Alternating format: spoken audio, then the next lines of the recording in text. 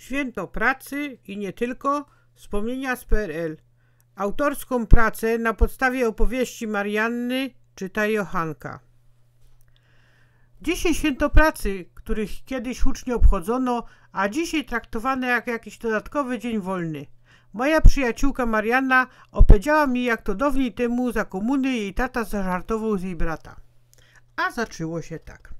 Starszy brat ojca Marianny pracował we hucie Bobrek przy piecach. Pewnego razu osunęła się jakoś klapa i runęło z góry kilka ton koksu.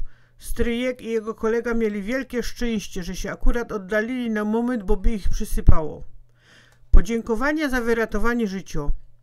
W podzięce za ocalenie stryj postanowił jechać na Annaberg na obchody kalwaryjskie. Namówił też swego brata Alojzego. Trzeba powiedzieć, że dawniej tłumy ludzi uczestniczyły w obchodach kalwaryjskich i też ciężko było się dostać do autobusu, a ojciec Marianny, Alojzy, jako pracownik lokalnego PKS-u załatwił tak, że autobus zabrał ich spod domu.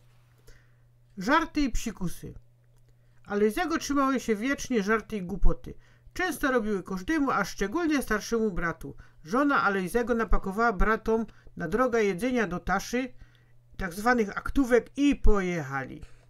W drodze do Poręby zrobili się przerwa na posiłek. Tam spotkali jeszcze jednego kumpla i wesoło powędrowali razem z innymi. Stryj Marianny po kilku godzinach tego chodzenia go do Jeronie już tyle zjadł, a ta tasza zamiast lżejsza to coraz cięższa.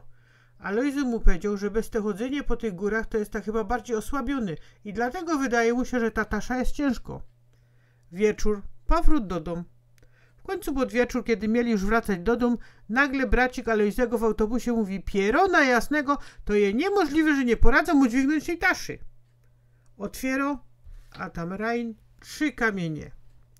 Alojz, ty Pieronie, to twoja sprawka, wydarz się na brata. Ty ino masz w głowie takie głupoty. Alojzy na to spokojnie, ale przecież, słuchaj no, ty żeś chciał jechać na pielgrzymkę, a co ty myślisz, żeś ty się przyjechał na pielgrzymka, czy najeść i zakurzyć i po górach połazić? Przecież jak chcesz się oddzięczyć Pan Buczkowi, to musisz też pokutować. Kierowca PKS-u, który ich wiózł, o mało nie umarł ze śmiechu.